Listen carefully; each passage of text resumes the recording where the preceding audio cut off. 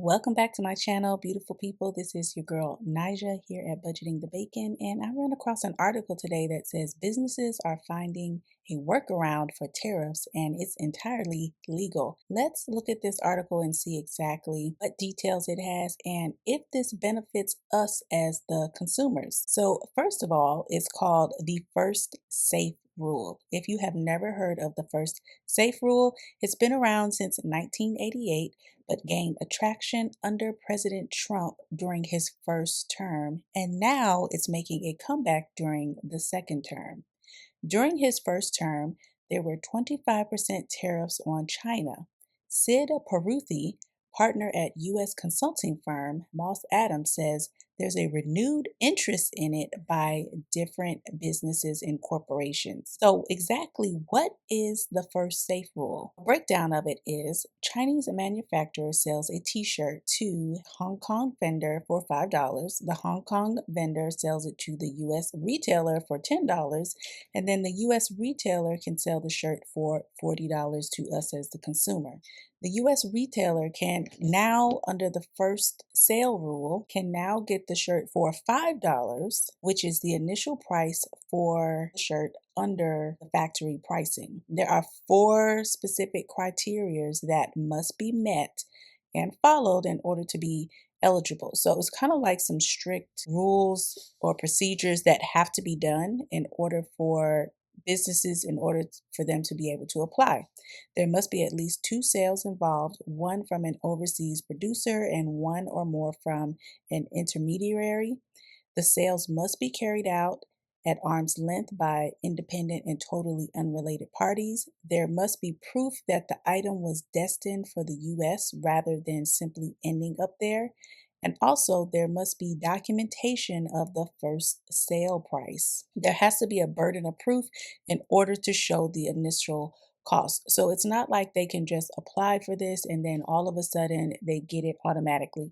You have to meet that specific criteria in order to be eligible. So, who exactly is this useful for? It is primarily useful for higher value consumer goods and luxury products where the margins are greater. So, again, this is all very much legal and available to different corporations, different businesses, but also noted that this could undermine the administration's efforts to boost tariff revenue as well as boost the onshoring of manufacturing.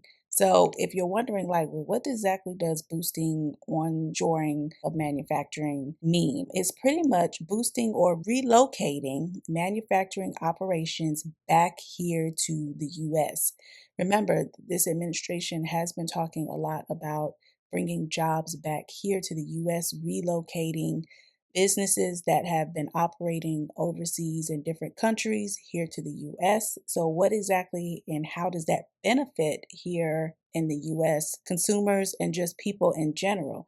It helps to create local jobs, greater control over production processes, and it also revitalizes the domestic manufacturing. As you can see, businesses do have somewhat of an option regarding the tariffs.